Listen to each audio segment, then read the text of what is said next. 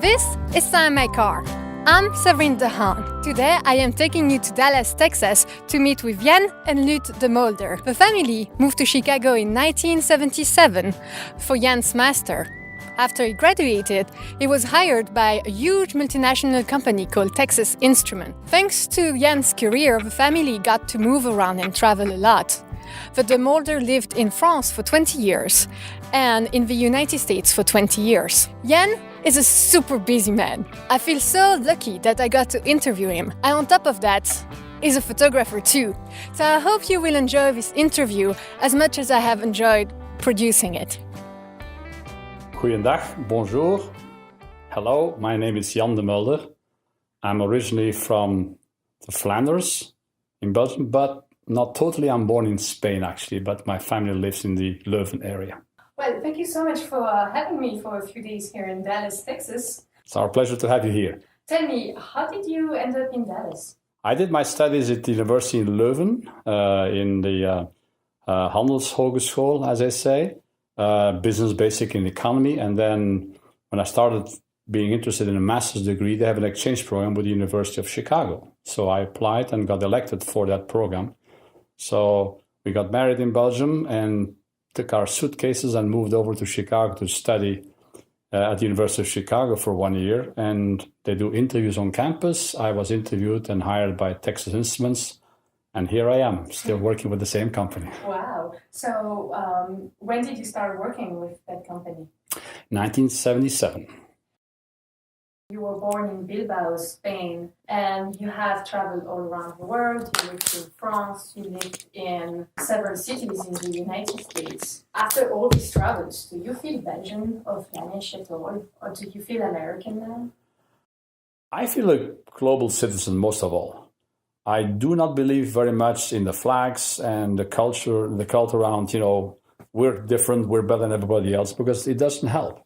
I strongly believe we have to build a world where people work together and understand one another. So now I don't feel Belgian. I'm proud of being what I am, Flemish. I ride my bicycle here with the Flemish lion on my back, and people know that. My car has a Flemish sticker on the back.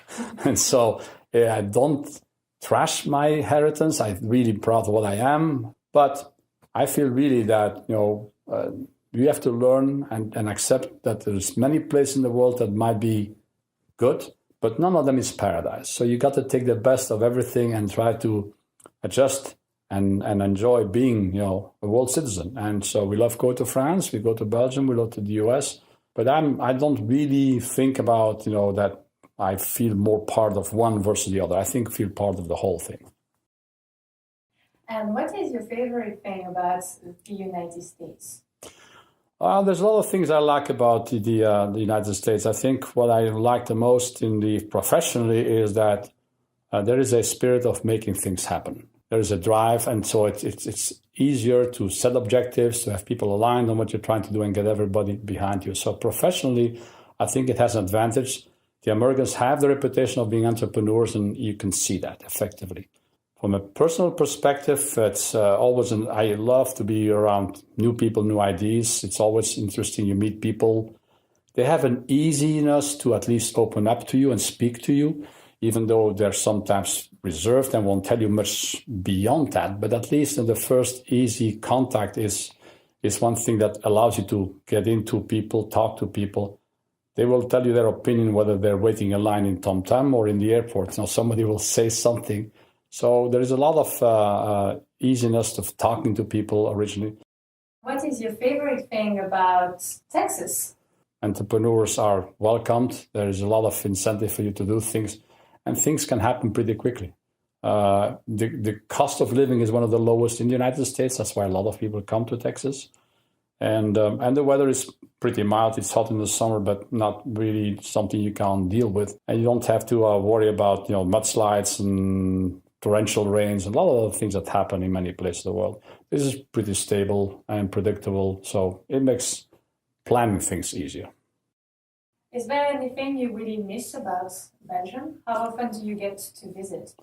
Not very often, because with travels, we now have 3 grandchildren. So on top of all my travel for business, which is about 2 to 3 months a year, now we have to logistics, one son in Savannah, one son in Seattle, and one son in Cagnes-sur-Mer in France.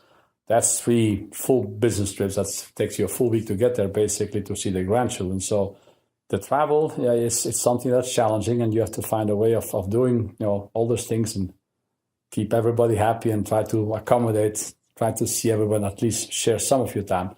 The choice you make of how you share your time sends a signal, right? And that's an important signal you send to people.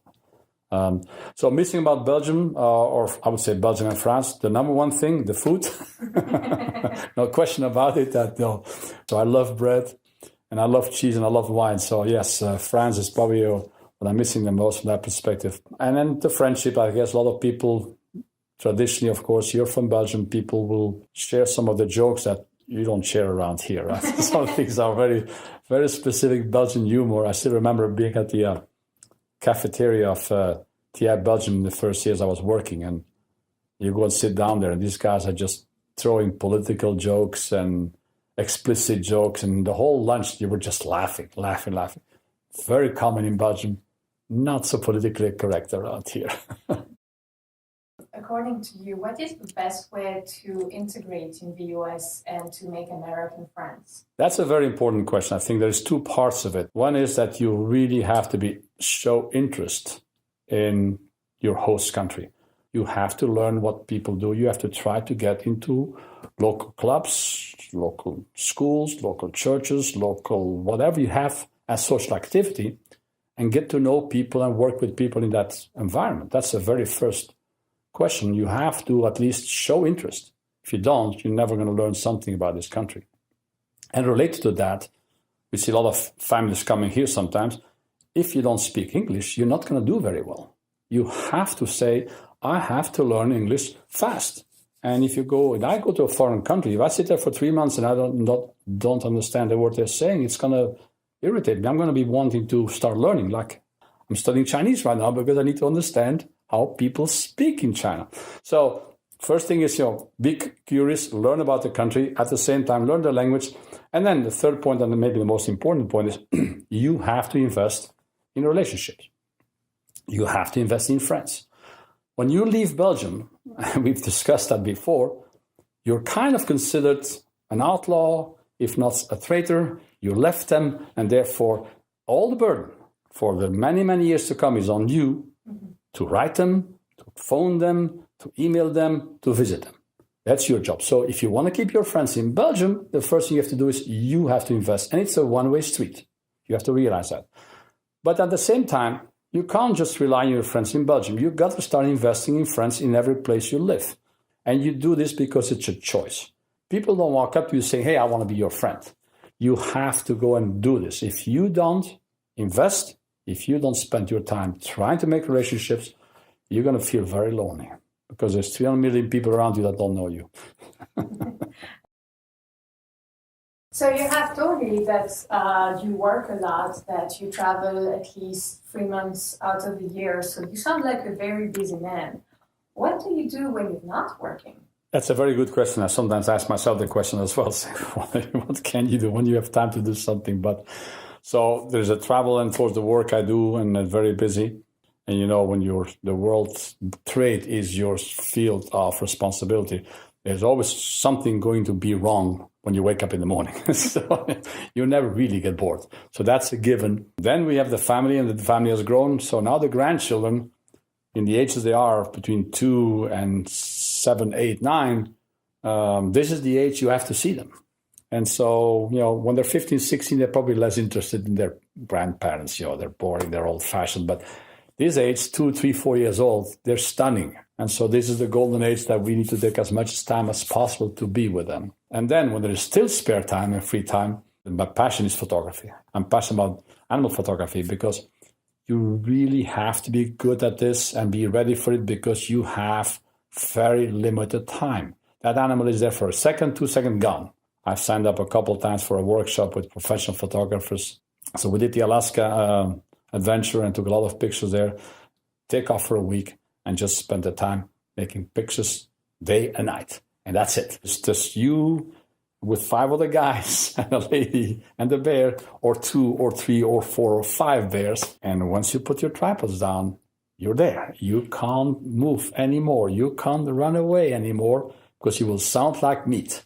And so yeah, we had the experience where they get really close. We start all shouting at the bear in polite but very decisive terms. Move away, bear. Move out, move out. Once your zoom goes to 500 to 50, you know it's time for that bear to move away. If you had any advice to give to a fellow Belgian moving to the United States, what would that be? Do not hesitate to build on your business relationship. It is easier to contact people and saying, would you be interested in investing in this? It's very common around here. So it's much more common than you would say in Europe, where you don't share that information with somebody you don't know. And I think on a personal level, I think I mentioned that before, it's really investing in the country in the sense of be curious, learn to speak the language, and make friends. Do you have anything that you would like to add to your interview? I think that being abroad as a Belgian or as any nationality, but being abroad makes you a stronger person, makes you a more seasoned as far as how you work with different nationalities. I feel that it teaches you to get along with people anywhere in the world.